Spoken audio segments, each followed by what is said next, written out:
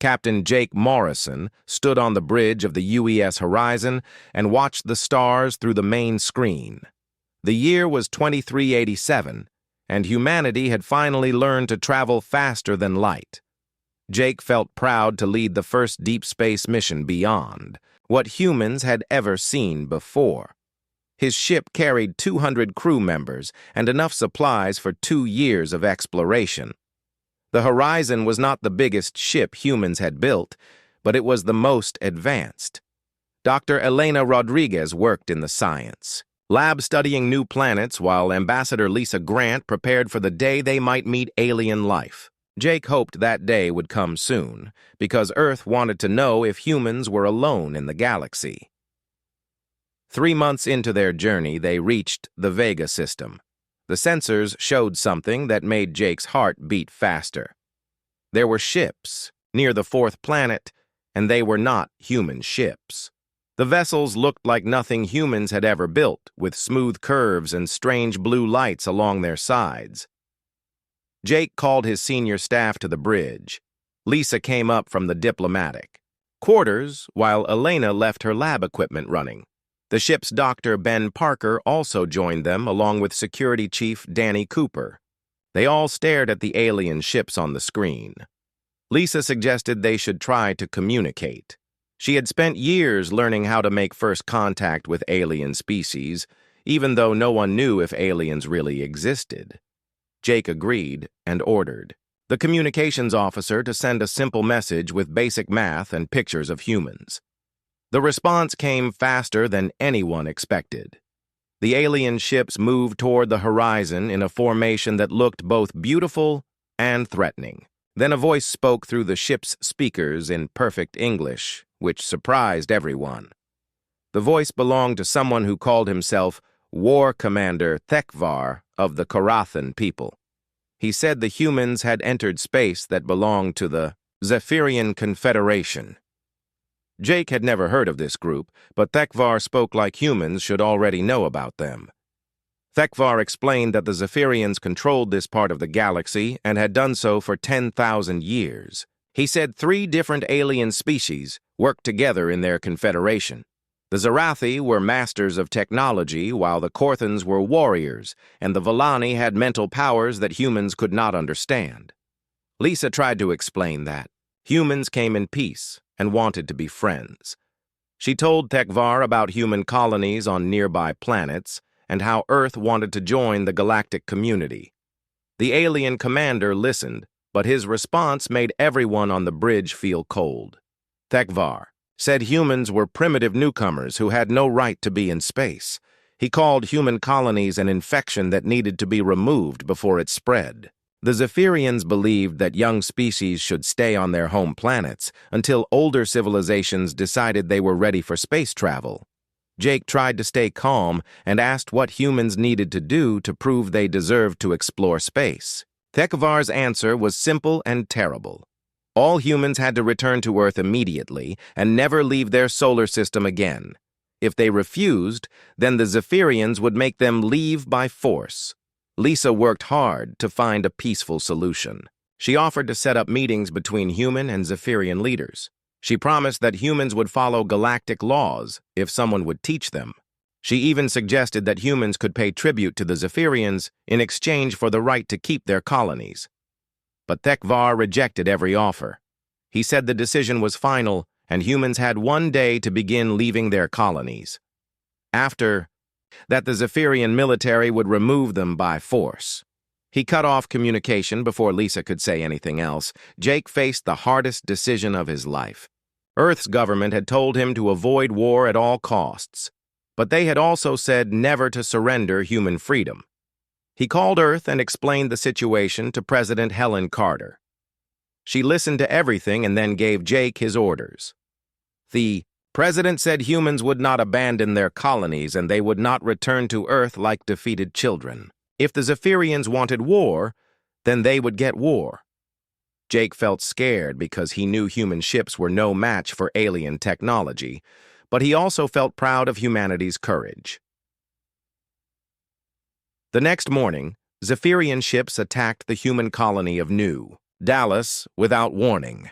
The attack was swift and brutal. Human defenses lasted only 3 hours against weapons they could not understand.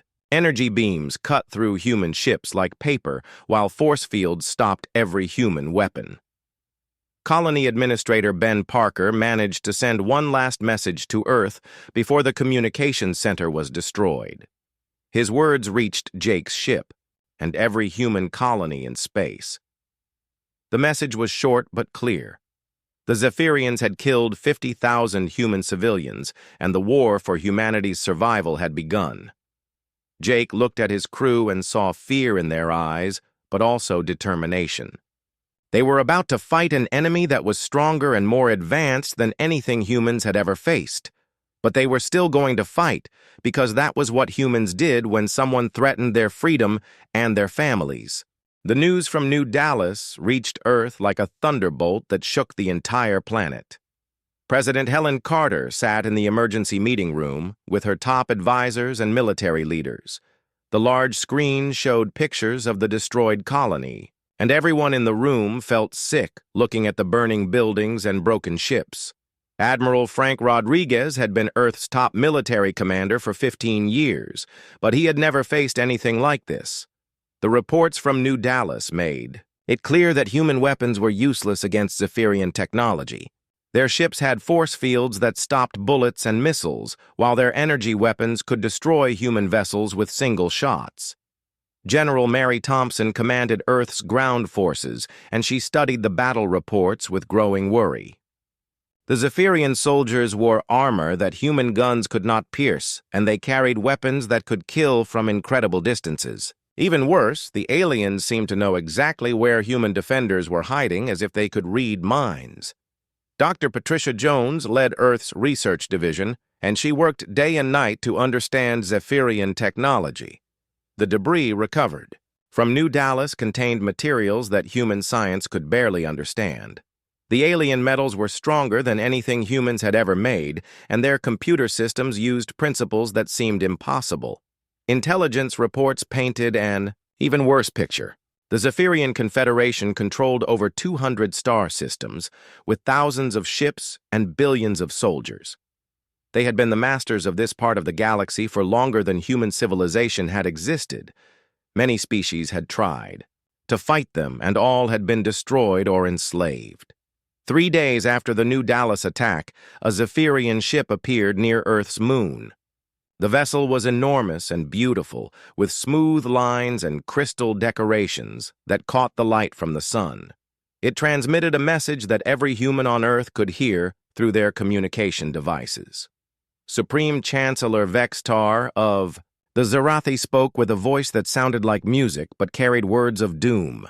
He told humanity that they had one chance to avoid complete destruction. All humans had to surrender immediately and accept their place as servants of the Zephyrian Confederation. Vextar explained that the Zephyrians were not cruel masters. Humans would be allowed to live and work, but they could never again travel between stars or build advanced technology. They would serve the Confederation by mining resources and growing food, while their more intelligent alien masters handled important decisions.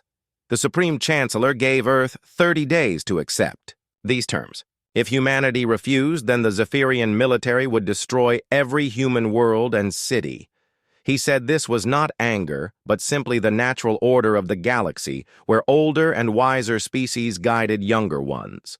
Most alien civilizations that watched these events expected humans to surrender quickly. The Krellin Empire had databases full of information about species that faced the Zephyrians, and every single one had given up within days. The Altair Republic remembered their own defeat centuries ago and felt sorry for the humans who seemed doomed to the same fate. But President Carter's response surprised everyone in the galaxy. She stood before the cameras in Earth's capital and spoke directly to Vextar and every alien species that might be listening. Her words were simple, but they carried the weight of all human history. Carter said that humans had spent their entire existence fighting for freedom against those who wanted to control them. They had defeated kings and dictators and anyone else who thought they could decide how humans should live. The Zephyrians were just another group of bullies, and humans would fight them just like they had fought all the others. The president announced that Earth was mobilizing for total war. Every human colony would be defended and every ship would fight until the end. She said humans would rather die free than live as slaves, and that no alien force would ever make them bow down. Dr. Alan Mitchell broadcast his own message to the galaxy from Earth's largest university. He explained that the Zephyrians had made a terrible mistake because they did not understand what humans were really like. He said humans became stronger when they faced impossible odds and more united when someone threatened their families. The response on Earth was immediate and overwhelming. Factories stopped making civilian goods and began producing weapons and ships. Millions of people volunteered for the military, even though they knew they might die fighting superior alien technology. Scientists worked around the clock to find ways to hurt enemies who seemed invincible. Colonel Steve Hayes took charge of expanding the Colonial Marine Corps from 50,000 soldiers to over 2 million. Training camps appeared on every continent, as ordinary citizens learned to use weapons and fight in space. Ben Parker returned from New Dallas with valuable information about Zephyrian tactics and helped design new training programs. Dr. Patricia Jones led teams of engineers and scientists who studied every piece of alien debris they could find. They learned that Zephyrian force fields used specific energy frequencies and that their computer systems had weaknesses that careful analysis might exploit. The work was slow and difficult, but small progress gave everyone hope. Admiral Rodriguez commanded the expansion of Earth's space fleet. Shipyards that had built 3 vessels per year began producing 1 ship every week. The new vessels were not as advanced as Zephyrian ships, but they were faster to build, and humans' crews could repair them with basic tools. Captain Susan Blake volunteered to lead the new Special Operations Division that would fight behind enemy lines. Her teams studied guerrilla warfare tactics from human history and adapted them for fighting in space and on alien worlds. They practiced sabotage and surprise attacks that might work against overconfident enemies. As the 30-day deadline approached, the entire human species prepared for war. Children too young to fight helped build weapons in factories, while old people who remembered previous wars taught young soldiers about courage and determination. Everyone knew the odds were terrible, but no one suggested surrender. The Zephyrians watched these preparations with confusion and growing concern. Most species faced with such overwhelming odds either surrendered immediately or fell into despair and chaos. Humans seemed to be doing the opposite by becoming more organized and determined as the threat grew larger. War Commander Thekvar reported to his superiors that human behavior made no sense according to normal patterns. He recommended increasing the invasion force because humans might actually try to fight instead of giving up like reasonable beings should do. The 30-day deadline passed, and the Zephyrians launched their attack exactly as promised. 3 human colonies faced simultaneous assaults from massive alien fleets that blotted out the stars. Kepler Station, New Harmony, and Port Liberty all sent desperate messages for help as enemy ships appeared in their skies. At Kepler Station, the battle lasted only 4 hours. The space station's defenses were strong, but Zephyrian energy weapons cut through human armor like it was made of paper. Captain Rick Jensen commanded the destroyer UES Defiance and fought until his ship was nearly destroyed before retreating, with the surviving civilians. New Harmony fell even faster because the Zephyrians used new weapons that the humans had never seen before. Beams of purple light made human soldiers fall asleep, and when they woke up, they were prisoners. The colony's leader, Dr. Charles Kim, managed to hide the computer records before the aliens captured the main buildings. But something different happened at Port Liberty that surprised everyone, including the Zephyrians. Marine Lieutenant Danny Cooper led a squad of 20 soldiers who were cut off from the main base when alien forces surrounded them. Instead of surrendering or fighting a hopeless battle, Cooper made a decision that changed everything. Cooper ordered his Marines to disappear into the colony's mining tunnels and industrial areas. They took whatever weapons and supplies they could carry and began fighting a completely different kind of war. The Zephyrians controlled the surface, but the humans owned the underground. For 6 days, Cooper's squad used tactics that the aliens had never encountered before. They sabotaged Zephyrian equipment during the night and set traps using mining explosives that the enemy did not expect. When Zephyrian patrols entered the tunnels, they faced ambushes from soldiers who knew every passage and hiding place. Psychological effect was even more important than the physical damage. Zephyrian soldiers began to feel nervous and scared in ways they had never experienced before. Their commanders had told them that humans would either surrender quickly or die fighting in organized battles. Nobody had prepared them for an enemy that struck from shadows and disappeared before they could fight back. War Commander Thekvar received increasingly worried reports from his ground forces. Korathan warriors who had conquered dozens of worlds complained that they could not find the human soldiers to fight them properly. The humans refused to follow the normal rules of warfare, and their unpredictable attacks were damaging morale. Dr. Elena Rodriguez had been studying alien psychology since the war began, and she noticed something important in the intercepted Zephyrian: communications. The enemy seemed confused and frustrated by human behavior in ways that went beyond simple military tactics. She realized that the aliens expected all species to act in predictable patterns. The Zephyrians had detailed databases about how different species fought when faced with superior enemies. Most surrendered when they realized resistance was hopeless. Others fought bravely, but used conventional tactics that could be countered with standard responses. Humans were doing neither, and it was making the aliens very uncomfortable. Captain Jake Morrison studied the battle reports and began to understand something crucial about their enemy. The Zephyrians were powerful and advanced, but they had become used to easy victories against species that followed expected patterns. They had never faced an enemy that adapted and improvised constantly. At the Battle of Asteroid Field 7, Morrison tested this theory in a dramatic way. His ship, the UES Horizon, was surrounded by 5 Zephyrian vessels that demanded his surrender. Instead of giving up or fighting a conventional battle, Morrison ordered his crew to fly into a nearby asteroid field at maximum speed. The Zephyrian ships followed, but they were not prepared for what happened next. Morrison's crew had practiced flying through asteroid fields for months as part of their exploration mission. They knew how to use the floating rocks as cover and how to predict where the larger asteroids would move. The human ship danced between the asteroids while the Zephyrian vessels struggled to keep up.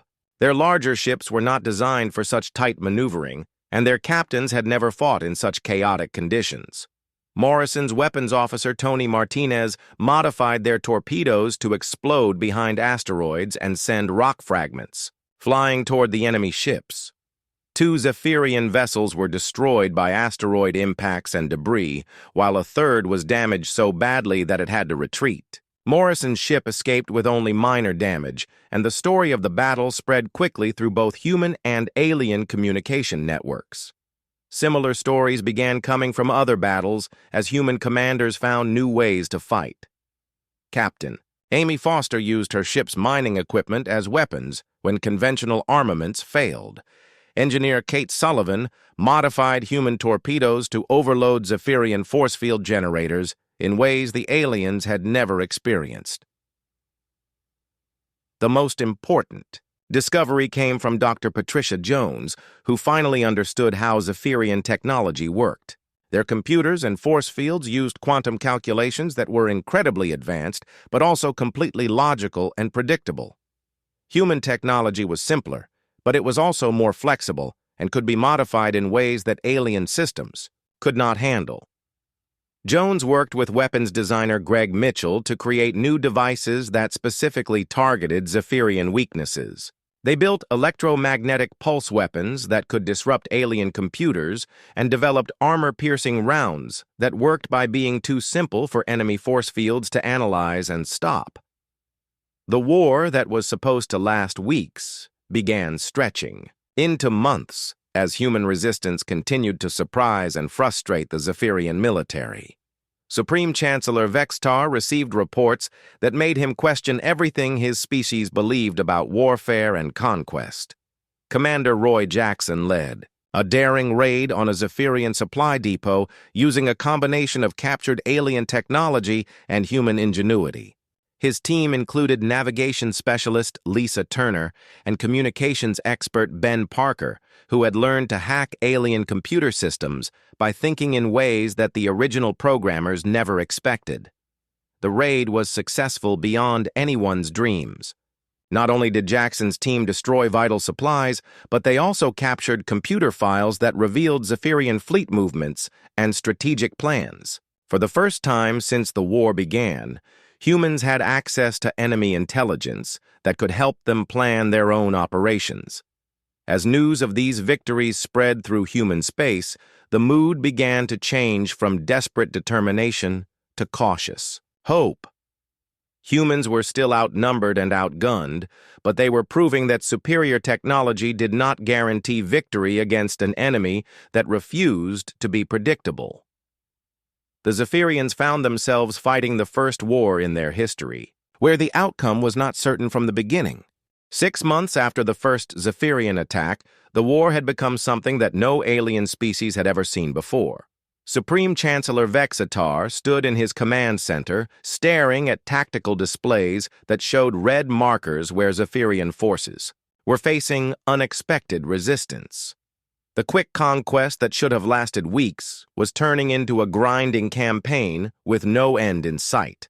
The Zarathi computer models that had predicted every previous war with perfect accuracy were failing, completely when applied to human behavior. The machines could not understand why humans fought harder when they were losing, or why they found new solutions to problems that should have been impossible to solve.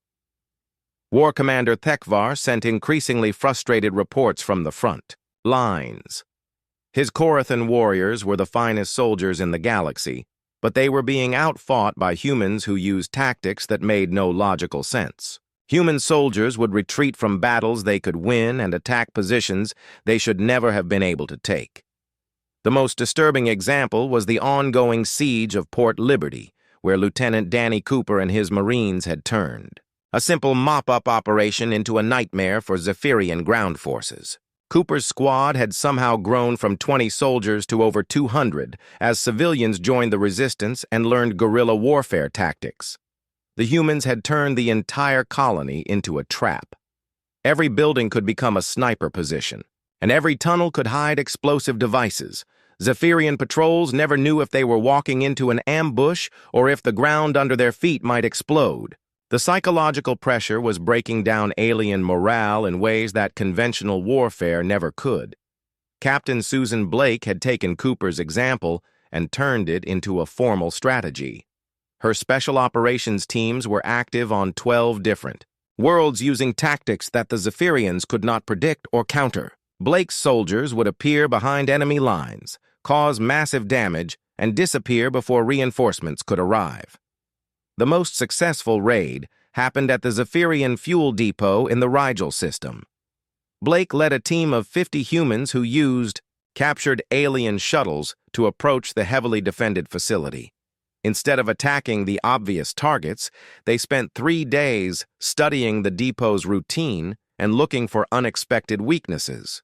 Blake's team discovered that the depot's computer system was connected to every piece of equipment, including the automated food dispensers and waste disposal units. Demolitions expert Tony Martinez used this information to plant explosive devices that the security systems never detected because they were hidden inside garbage containers and kitchen equipment. When the explosives detonated, they did not just destroy the fuel storage tanks. They also triggered a chain reaction that shut down the depot's force field generators and communication systems. The Zephyrian garrison found themselves trapped in a facility that was destroying itself while human forces captured vital intelligence about enemy supply lines.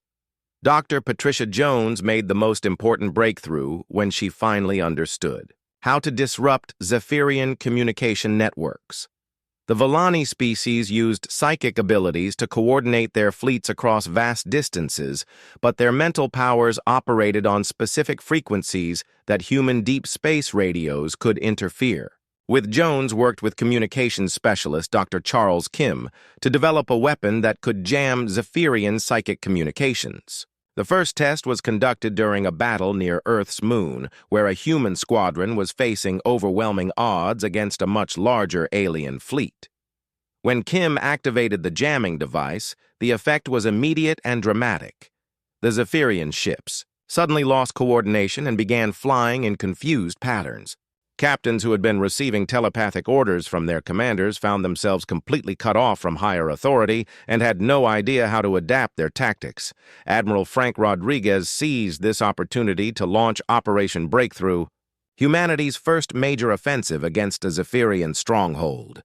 The target was the enemy base in the Centauri system that controlled 3 important supply routes and served as headquarters for War Commander Tekvar himself. Rodriguez assembled every available human ship for the assault.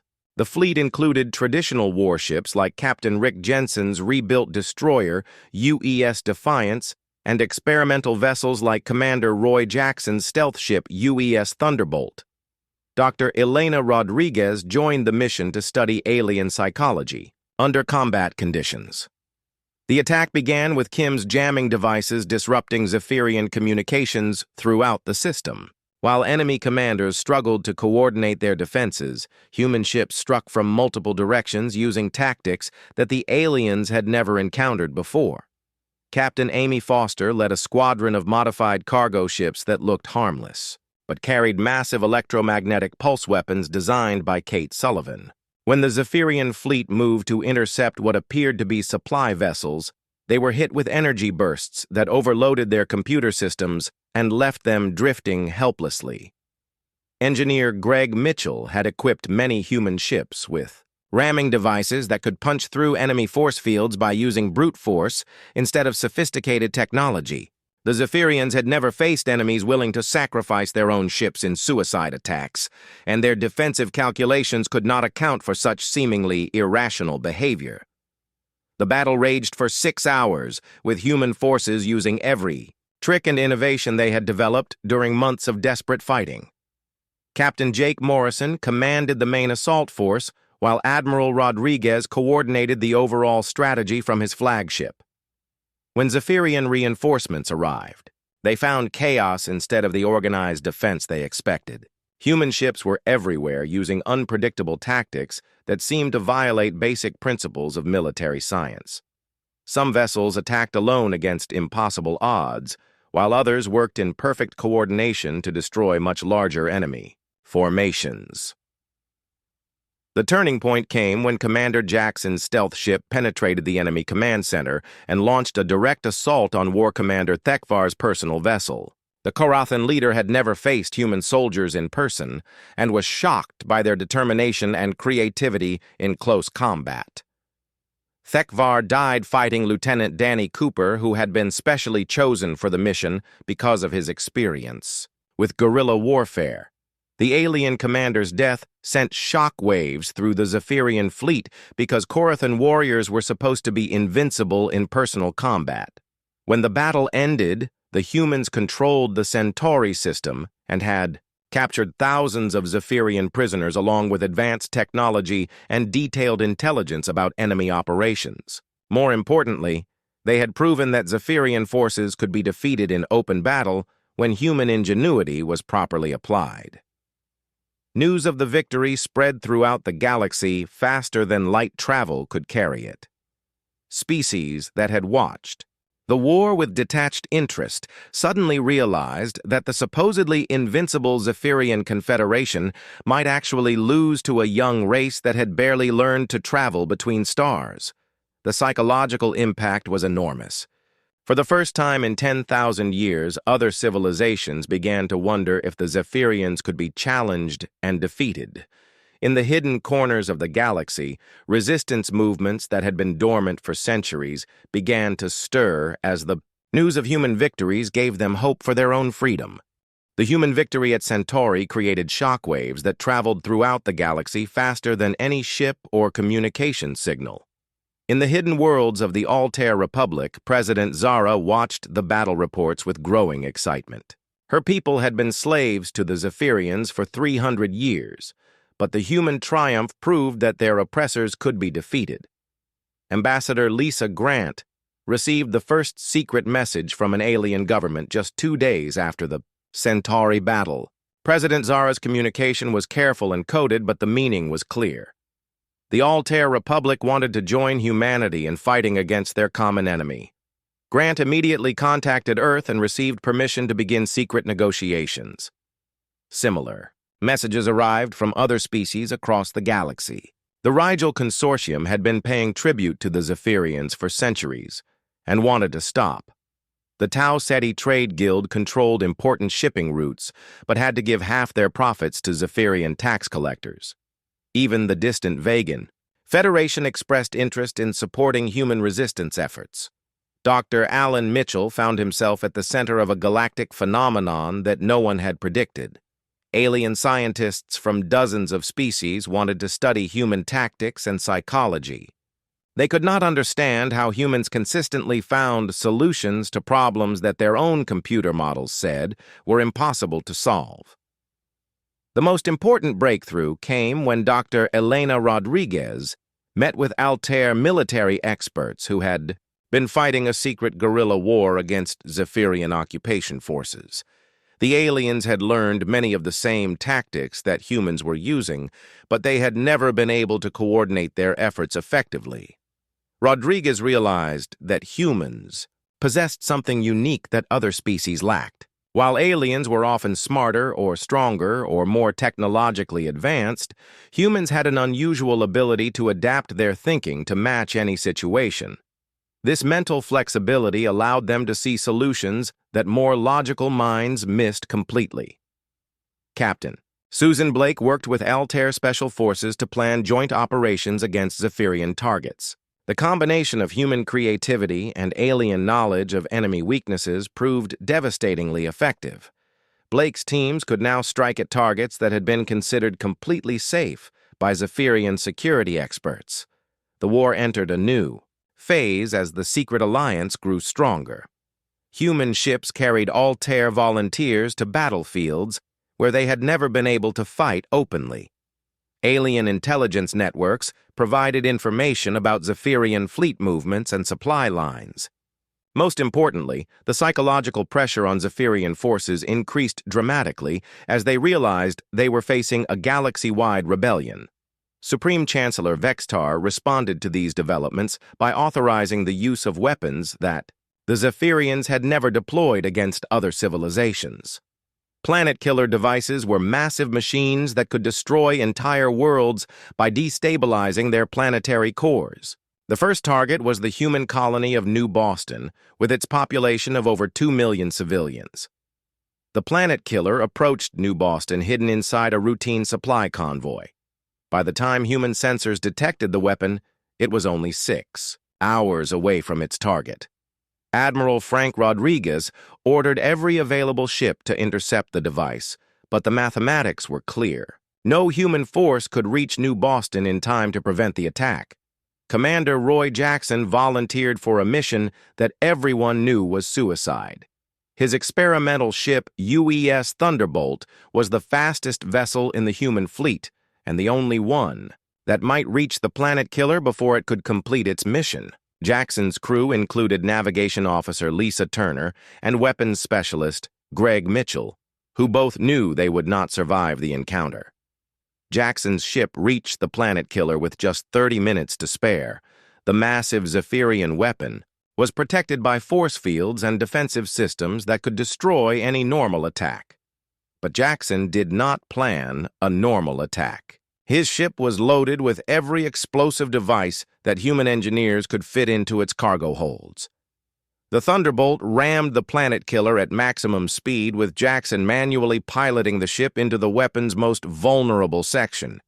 The explosion was visible from the surface of New Boston as both vessels were destroyed in a blast that lit up the entire star system.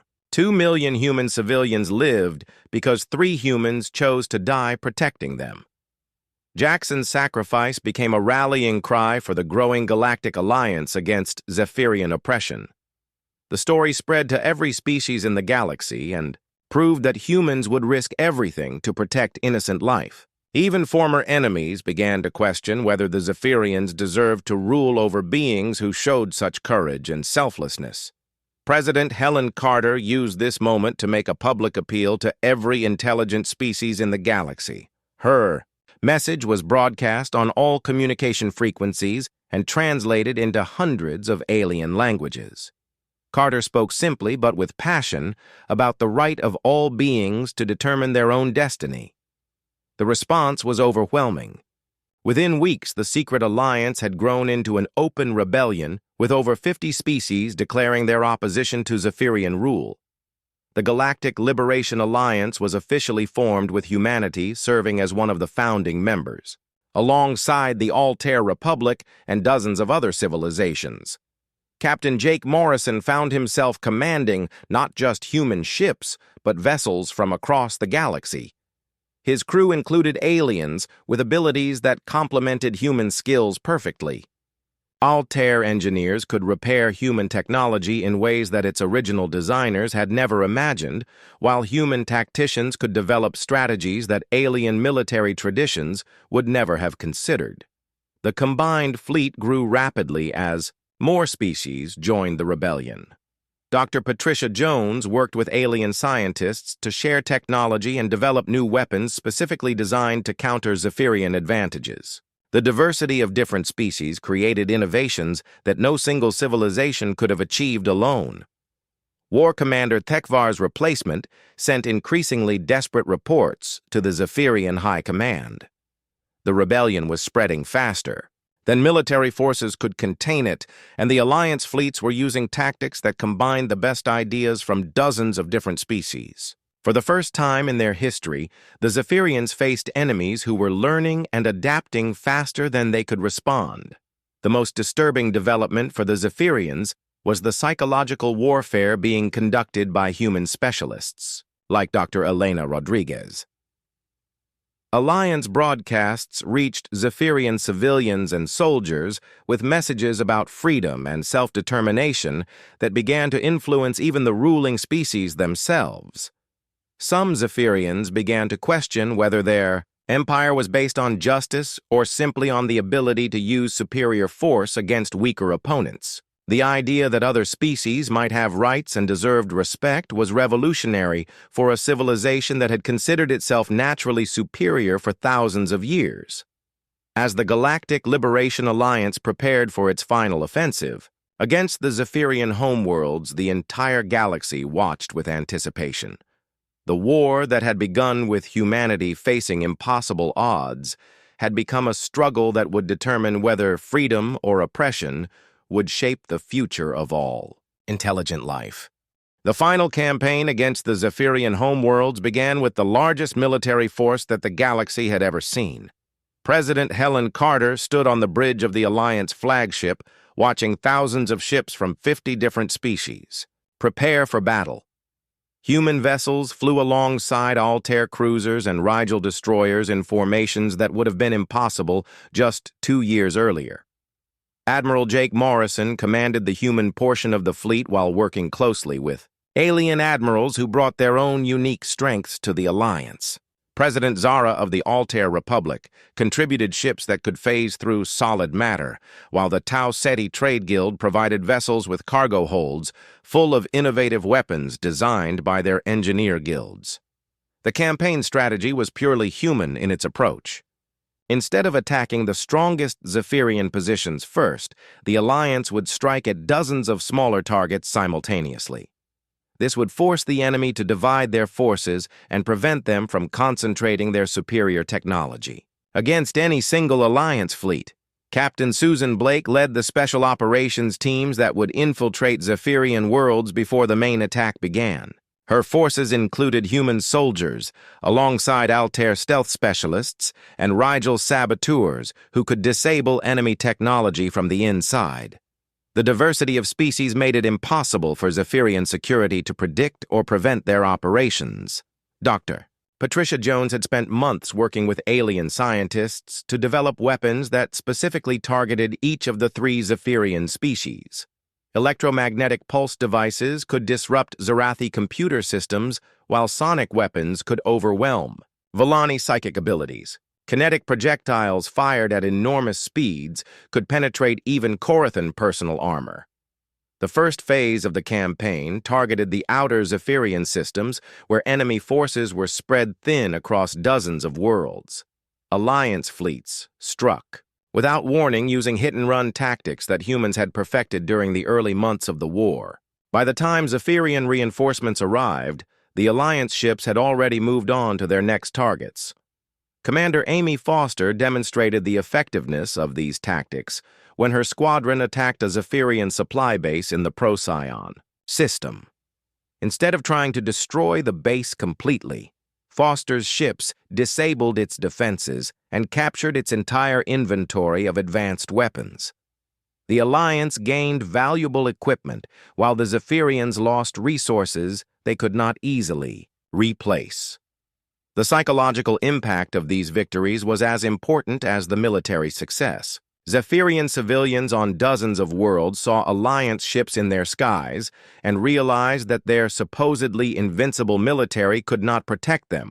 Some planets surrendered without fighting, while others experienced internal rebellions as local populations rose up against their oppressors.